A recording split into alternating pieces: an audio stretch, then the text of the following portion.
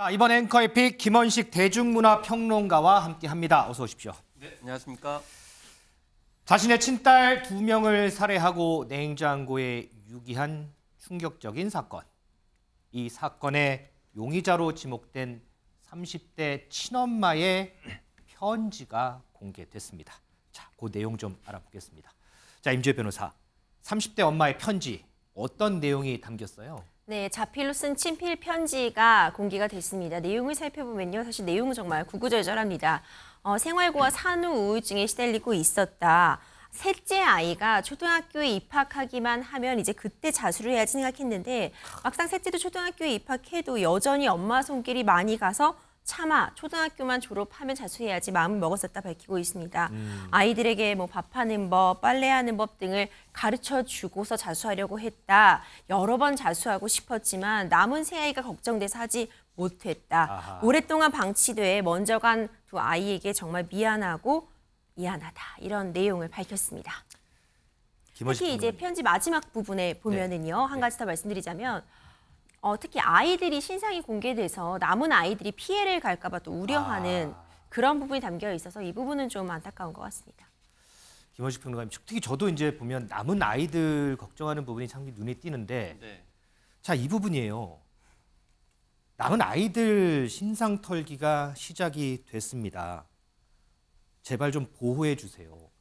남은 아이들은 아무런 죄가 없는 아이들이잖아요. 이거는 정말 안 되는 거 아닌가요, 이거? 네, 사실 신상털기는 절대 하면 안 되겠죠. 더구나 직접적으로 이제 범죄와 관련이 없는 가족 구성 같은 경우는 신상털기 굉장히 주의를 해야 되는데요.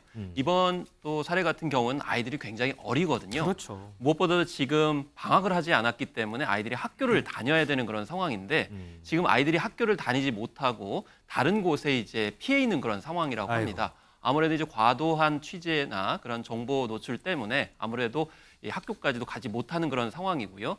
또 한편으로는 아이들 친구들한테도 지금 아마 과도한 취재 열기가 미치고 있는 것 같습니다. 아이고. 그러다 보니까 또 아이들 친구들까지 피해를 당하니까 아마 이 편지를 쓰게 된 강력한 동기 중에 하나가 이 아이들에 대한 피해가 가고 있기 때문에 이런 점에 있어서 좀 분리를 요구하는 그런 맥락이라고 보시면 되겠습니다.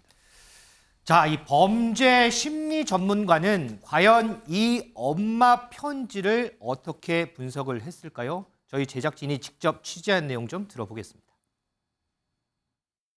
일단 안타까운 사건으로 보이는데 지금 피고인이 주장하는 그 주장의 내용이 완전히 터무니없지는 않은 것 같아요. 실제로 산후 우울증이라는 게 존재하고 그런데 이제 첫째 아이 때에 그런 그 경험을 이제 해봤으면 사실 두 번째 아이의 경우에는 지금 그런 뭐 우발적인 부분을 호소할 수 있는 입장은 아닌 것 같아요. 왜냐하면 이미 경험을 해봤던 사건이기 때문에. 그렇기 때문에 검찰에서 지금 살인죄와 사체 유기죄를 적용하려고 하는 부분에서는 뭐 나름대로의 타당성이 있다. 변호인은 감형을 위한 최선을 다한다고 지금 보여요. 사실 이게 보도가 반복되다 보면은 일종의 이제 극화, 뭐 더 엄벌주의, 막 이렇게 서로 경쟁하듯이 논의가 진행되기 때문에.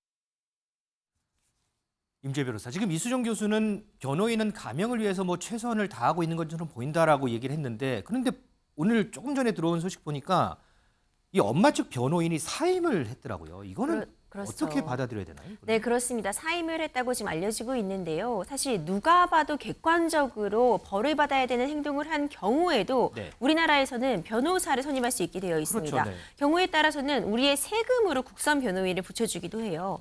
이렇게 누가 봐도 객관적으로 죄를 지은 사람에게도 변호인의 도움을 받을 수 있도록 하는 건 그 사람을 덜 처벌받게 하기 위한 것이 아니라 법에서 정한 만큼, 죄 지은 만큼만 처벌받게 하는 것이 또 정해진 절차와 방식에 따라 처벌받는 것이 법치주의이기 때문이거든요. 네네. 그런데 사실 이렇게 흉악범이라고 할 수 있죠. 두 아이를 잔인하게 살해하고 그 냉장고에 시신을 방치하고 있는 이 엄마를 변호한다는 것은 사실 변호사 입장에서도 무리가 가는 일일 수밖에 없습니다. 또 여론이 굉장히 악화되어 있잖아요. 이번에 친필 편지를 공개한 것도 워낙 지금 사회적으로 분위기가 안 좋고 비난하는 여론만 드세하다 보니까 적어도 조금이라도 다른 아이들을 키우고 있는 이 엄마의 사정을 봐달라는 좀 브레이크를 걸기 위해서 비난을 조금 잠재워보기 위해서 공개해서 좀 양형에 서 참작받기 위해 제출했던 것이 아닌가 이런 짐작은 충분히 가능할 것 같고 이번 사임의 경우에도 사실 이런 흉악범죄라고 할 수 있는 이런 범죄를 변호를 하다가 어떤 심리적인 부담감을 느껴서 사임하는 경우는 종종 있어왔습니다. 또 경우에 따라서는 이제 의뢰인이라고 할 수 있죠. 이 피의자와 변호인 간의 의사소통하는 과정에서 제대로 의사소통이 원활하게 이루어지지 못해서 변호인이 사임하는 경우도 있어서 그런 정도로 좀 예측해 볼 수 있을 것 같습니다. 자, 민희숙 기자, 이 엄마 지금 경찰 조사 계속 진행되고 있죠? 맞습니다. 경찰은 오늘 이 30대 친모의 혐의를 바꿨습니다. 영아 살해죄에서 살인죄로 변경해서 적용하겠다 아하. 이렇게 발표를 했는데요. 여기에 사체 은닉죄도 추가로 적용을 했습니다. 경찰은 이 사건 피의자에 대해 형 감경 요소가 있는 영아 살해죄 혐의를 적용한 게 적절했느냐 비난 여론이 일자 검토 끝에 더 무거운 처벌이 가능한 살인죄 혐의로 적용을 바꾼 것으로 알려졌습니다.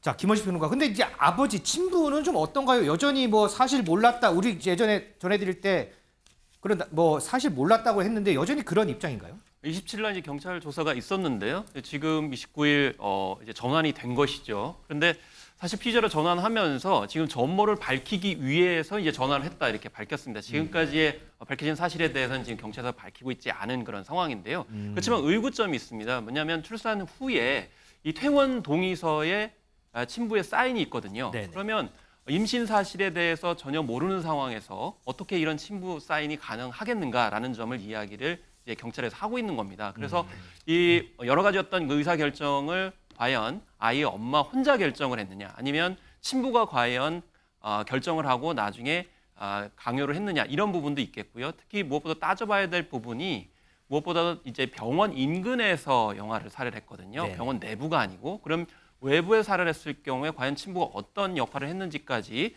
향후에 좀 따져봐야 되는 것 아니냐라고 볼 수가 있겠습니다. 우리가 한국적 문화 관점에서 봤을 때 부부가 이런 사실들을 전혀 공유하지 않고 결정한다는 것은 사실상 있을 수가 없는 일이기 때문에 그런 점에 좀 초점을 맞춰서 수사가 모아질 것 같다는 생각이 듭니다. 자, 친부도 참고인에서 피의자로 전환이 됐다.